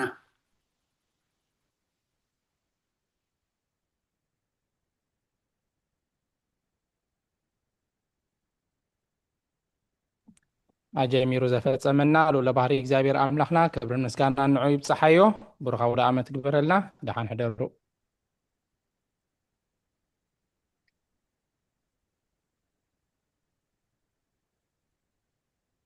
مدخليته